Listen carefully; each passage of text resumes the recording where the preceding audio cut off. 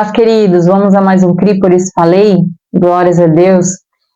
Hoje a gente continua, né, a série Reino versus Sistema Religioso e continuamos ali em Mateus 23, então fica ligadinho que vai começar mais uma palavra. Inscreva-se no canal aqui, é rapidinho, né, curte, compartilha com os irmãos, envia, né, para todos aqueles que você sabe que vão ser edificados com essa palavra, e juntos nós vamos espalhar a palavra de Deus, porque não é nada sobre nós, é tudo sobre Ele, e nós somos um em Cristo, amém? Você é parte essencial de tudo que a gente tem vivido.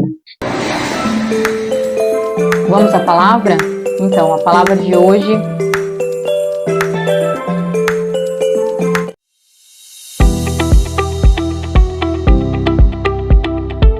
E a palavra de hoje, irmãos, eu quero falar mais um pouco com vocês sobre aquela paternidade que eu citei ali, né? Eu citei em Mateus 23, o 9, né? Não se dirijam a pessoa alguma aqui na terra como pai, pois somente Deus no céu é o seu pai. E realmente, né, nós sabemos que o nosso Deus, ao qual nós servimos, ele é uma trindade, né? Eles são três: Deus Pai, Jesus e o Espírito Santo, amém? Deus Pai, ele realmente é o nosso único Pai. Ele está sobre todos nós. Mas o que acontece? A paternidade espiritual exercida, né, pelos pastores, pelos apóstolos sobre a nossa vida, ela é conquistada, ela é construída, ela não é imposta. Por isso que eu acho essa passagem muito a bênção, né, muito pontual para os nossos dias. Por quê? Porque uma das situações que fez com que acontecesse vários abusos no sistema religioso, a qual muitos hoje estão machucados, é justamente a desculpa da paternidade. Ah, vem aqui, fica aqui comigo, eu sou teu pai, sabe, né? Eu te tenho como filha. Aproveitava para abusar. Ah, eu sou teu pai espiritual, vem aqui, dorme comigo, tu é meu filho. Todos relatos que a gente foi ouvindo ali de pessoas, tanto homens e mulheres, que foram abusados pelas autoridades que usavam esse termo para abuso. Então isso é muito grave, isso é muito sério. Por quê? Porque a paternidade espiritual, por que é importante, né? Primeiro, a gente conhecer essa questão da paternidade espiritual, a gente ter essa paternidade espiritual sobre a nossa vida. Por que isso marcou tantas vidas, tantas gerações, e isso está, né, tão forte no nosso meio? Porque é fácil você dizer que você tem Deus como Pai. É fácil a gente dizer que a gente se dirige apenas ao Senhor. Porque a palavra dele disse assim, ó, se você diz que me ama, mas você odeia o seu irmão, você é mentiroso.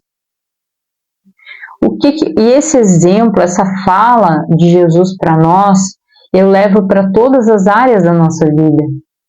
Por quê? E também, eu falei a fala de Jesus ali, eu não sei se está nos evangelhos, eu não sei de cor, né, aonde está essa palavra aqui, eu não conheço todos os textos de cor, mas conheço muito bem essa passagem. Por que eu uso para todas as áreas? Por quê? Porque, ao meu ver, a forma que o Senhor fala ao meu coração sobre essa passagem é justamente essa. Em todas as áreas que você diz que você trata apenas com o Senhor, é cômodo se for só com o Senhor. É cômodo se eu só me direcionar ao Senhor, porque o Senhor é Espírito. Então eu fico ali com Ele, ouvindo e tratando com Ele, prestando contas e conversando com Ele e esperando as suas direções e as suas respostas só até onde eu quero, só até onde me convém, só quando eu quero, entende? Agora, quando você assume uma paternidade espiritual sobre a tua vida, você não vai fazer esse exercício só quando você quer, só da forma que você quer, só quando lhe convém. Você coloca essa paternidade espiritual sobre a sua vida, ele vai ter essa liberdade de exercer isso sobre a sua vida. E aí é que são elas. Se você realmente respeita o Senhor, porque é um pai da direção, ou seja, há momentos que ele vai chegar para você assim ou não. Esse não é o momento de você fazer isso. Não, isso aqui é mais para frente. Não, agora eu vejo que é o momento de você exercer essa função. Agora eu estou vendo que você está pronto e preparado para este momento, para essa função. Eu preciso que você desenvolva isso agora, neste momento. E aí? Se é no espírito, você vai ignorar, vai deixar quieto. Agora, se o teu pai espiritual te fala isso, você sabe a responsabilidade que você tem de dar uma resposta, de aceitar a direção ou não. Entende? Muitas vezes eu conversando com o pai Casas sobre um assunto e ele falou assim, ó, o meu posicionamento, a minha opinião em relação a isso é essa. Aí eu começava a argumentar com ele, sabe?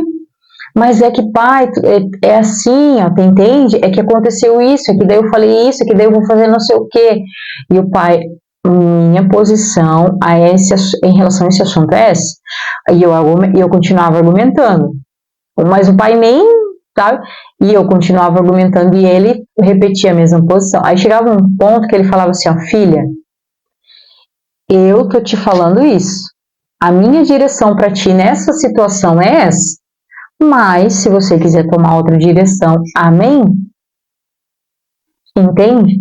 E eu falava, não, amém, pai. Amém, claro, eu vou fazer isso que o pai está me falando, né? Eu só queria explicar para o pai a situação, mas na verdade não. Eu estava querendo argumentar com ele para ver se ele mudava de opinião, entende? Então essa é a questão. E aí?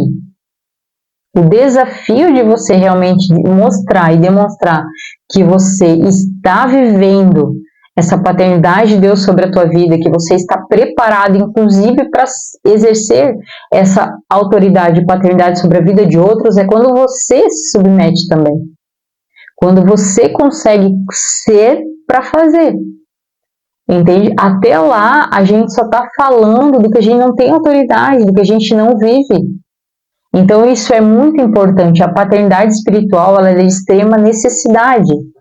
Tem aqueles que vão chamar de base para o seu ministério e tem aqueles que vão chamar de cobertura sobre o seu ministério, mas é necessário ter. Use o termo que você se sentir mais confortável de usar, mas é necessário ter. Todos nós precisamos de alguém sobre nós. Quando nos tornamos pastores responsáveis, não nos tornamos autossuficientes. Nós precisamos um dos outros, nós dependemos um dos outros, entende? Quando Deus falou isso aqui, Ele não te anulou de ter esse tipo de relacionamento com alguém sobre a sua vida, principalmente se você quer exercer autoridade e paternidade sobre os demais, porque quem não faz, quer. Cansei de ouvir pessoas falando como paternidade e nunca conheceram nem viveram, considerando seus antigos pastores como pais, sendo que nem eles falam disso. Mas para fazer um discurso daquilo que eles viveram, sendo que até hoje não conhecem.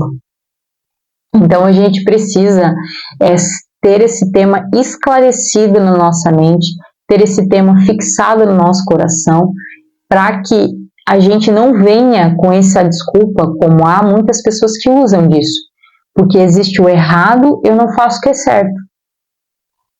Teve pessoas que eu acabei vendo, né, redes sociais que eu acabei conhecendo nesse processo de trazer à luz, né, o que aconteceu com a bola de neve, que eles deixam claro no perfil deles assim, ó, machucados por esses apóstolos abusivos, e tipo assim, ó, jogaram tudo no mesmo saco, parece, sabe?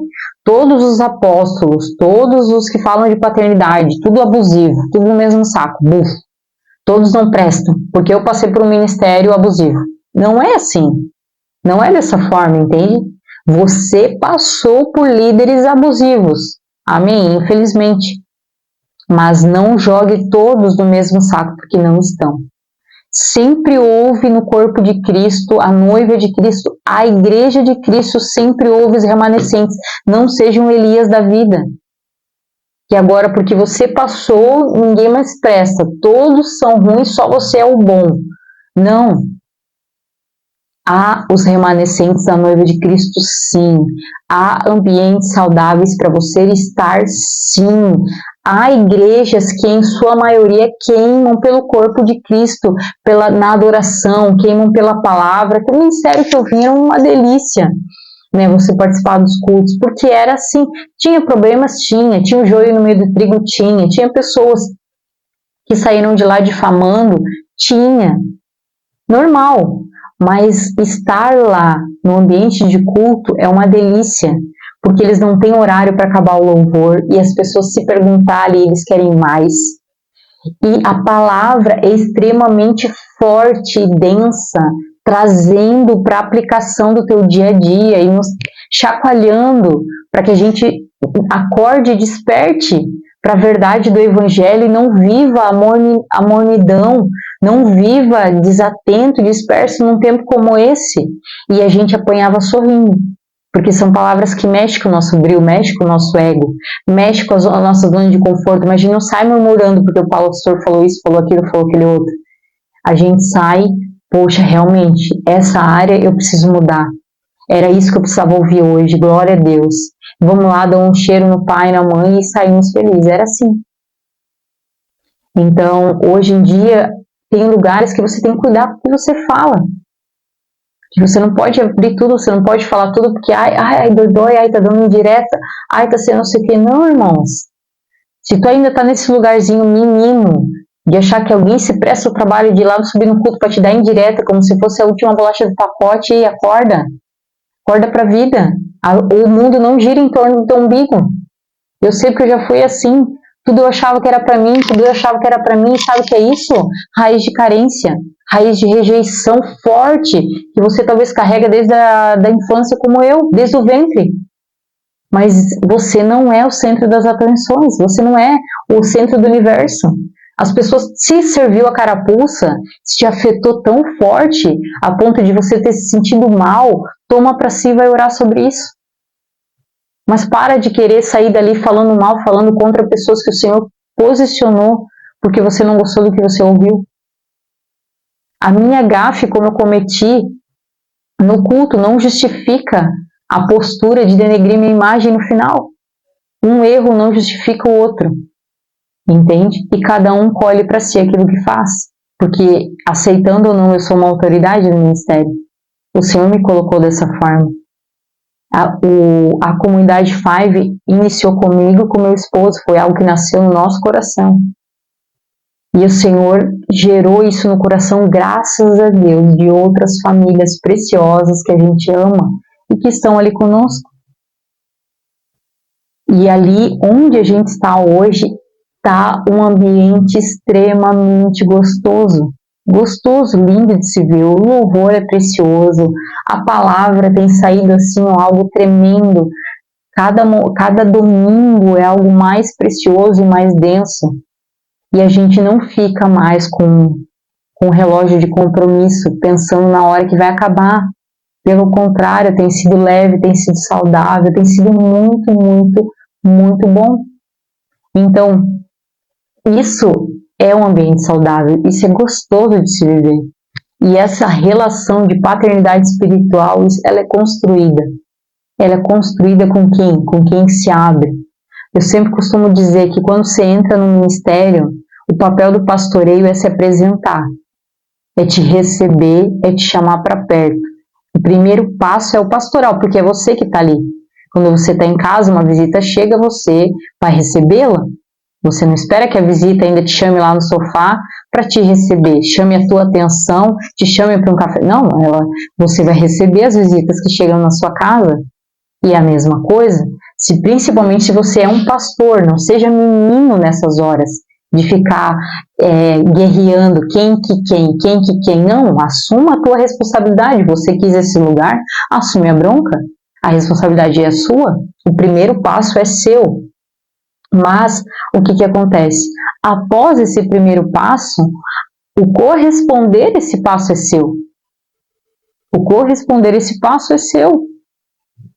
Mas o que acontece? Muitos ainda não correspondem, muitos estão em processo, muitos estão de longe, né? Como meu esposo ministrou no domingo, do dia 16 estão de longe assistindo, acompanhando Jesus de longe para ver, porque já se machucaram muito, para ver como que é, para ver como é que não é. Mas você só vai nos conhecer profundamente caminhando de perto mesmo, conhecendo os defeitos mesmo. E quanto mais a gente conhece de perto, mais a gente tem certeza que é isso ou não, é para estar perto ou não. A gente precisa ter essa noção que o conhecer de perto é necessário, porque a liderança sobre a sua vida importa para você fluir também. Estamos enxertados na mesma videira, no mesmo lugar, então a gente precisa estar alinhado, estarmos juntos. É importante para você isso. Então se abra para isso, dê esse passo. Quando eu cheguei na cena, ela já era muito grande. Então, a integração, o pai ainda participava da integração, mas já não era ele que fazia, mas ele participava também, e era uma bênção ali, ele nos cumprimenta, ele nos chama para perto, é o primeiro contato que a gente tem com ele ali. Claro que eu demorei 1 ano para fazer a integração, eu fiquei indo na cena e sem conversar com ninguém me via também, eu era invisível ali, então a maioria das pessoas que chegam lá passam por esse processo. Eu vou te dizer que para mim foi bom, porque daí eu não fui para lá com expectativa em homens, em amigos, em ninguém, só eu e o Senhor e o meu filho, até que depois de 1 ano eu fiz a integração, meu filho foi para o Teens, eu fui para os jovens, comecei a fazer as escolas, comecei a servir, e a gente eu fui conhecendo a família que estava ali comigo. E o pai e a mãe foram essenciais na minha vida, eu sempre amei muito eles pela postura deles, né? Eles são realmente pessoas que se importam, não fazem de conta, eles são de verdade, e isso é realmente muito bom. Então, se você tem perto de você, se no teu ministério, essas pessoas que você estão sobre a sua vida são pessoas de verdade, ou se você está à frente de um ministério e não tem ninguém sobre a sua vida, não tem ninguém cuidando de você, te direcionando, seja como cobertura, como base, né? Por que como base? Porque o apostólico também é uma base para nós. Então você precisa observar alguém que está no patamar ao qual você almeja, alguém que essas coisas elas se conectam, que tem um ministério parecido com o que o Senhor tem colocado no teu coração, né? Com aquilo, por exemplo, o teu ministério é ter várias igrejas dentro da mesma cidade, que hoje, para mim, é algo que eu acho desnecessário, né? O que Deus colocou no nosso coração, se for para Five crescer a ponto de ter outras denominações, vai ser em outras cidades, mas a mesma cidade não. Essa é a nossa medida, isso que está no nosso coração. Mas qual que é a tua medida? Então, a gente está conectado sobre uma base apostólica que tem a mesma visão. Eles têm uma cena por cidade. Então, essas coisas se conectam, né? Então, qual que é a essência do teu ministério? Se conecte a pessoas com a mesma essência. Se conecte a pessoas que têm o mesmo propósito, mas se conecte. Tem alguém sobre a sua vida e sobre o teu ministério mesmo. Hoje nós declaradamente temos a cena como nossa cobertura espiritual, porque a gente não tem a necessidade de falar que eles vão ficar por baixo, não, eles são cobertura mesmo, eles estão em lugares maiores, eles têm base e referência para nos ensinar e nos projetar para longe, são como uma base de impulsionamento também são, mas nós temos orgulho de chamá-los de cobertura espiritual pela humildade, porque eles nos servem de todo o coração em todos os departamentos, né? A gente tem essa conexão, estão dispostos e disponíveis para nós em todas as áreas, e isso tudo faz a diferença, né? Então a gente precisa ter, e isso é saudável para o corpo, isso a gente precisa ter bem claro, que o Senhor aqui ele está falando que a relação de paternidade é exclusiva com Ele sim, mas nós desenvolvemos isso com Ele quando a gente sabe nos prestar ao mesmo papel com alguém, com o irmão. Porque se no amar a Deus, que é a nossa primeira, amar a Deus sobre todas as coisas, é o primeiro mandamento. Se o amar, ele também nos pediu ele disse que ele saberá que a gente está botando em prática e a gente também sabe que efetivamente está amando a Deus sobre todas as coisas, que a gente está exercendo esse primeiro mandamento quando a gente faz isso com o outro, que é amar o próximo como a si mesmo. Então, da mesma forma, se eu digo que eu amo a Deus e odeio meu irmão, eu não amo a Deus, porque é Deus que eu não vejo, eu também não amo o irmão que eu vejo? Então, da mesma forma se eu tenho paternidade com Deus, eu tenho paternidade com alguém que eu vejo, eu presto contas com alguém que eu vejo, eu não tenho vergonha, né, de ser corrigido por alguém que eu vejo, assim como o Senhor também faz comigo. Então, o vertical está ligado ao horizontal, entende? A gente demonstra que a gente tem uma relação vertical com Deus, desenvolvendo essa relação horizontal com as pessoas. Então é isso que eu queria deixar para vocês hoje, que a paternidade saudável ela precisa existir, não é porque existiu abusadores que distorceram que a gente não deve permanecer fiel numa paternidade saudável. Vai valer a pena para você, para sua família e para o seu ministério. Se você ainda não faz, desenvolva, porque vai valer a pena e é necessário. E depois me conta aqui como é que foi a mudança para você, que eu tenho certeza que você vai ter, e a sua congregação e a sua família também, grandes testemunhos e um romper tremendo da parte do Senhor. Amém? Deus abençoe.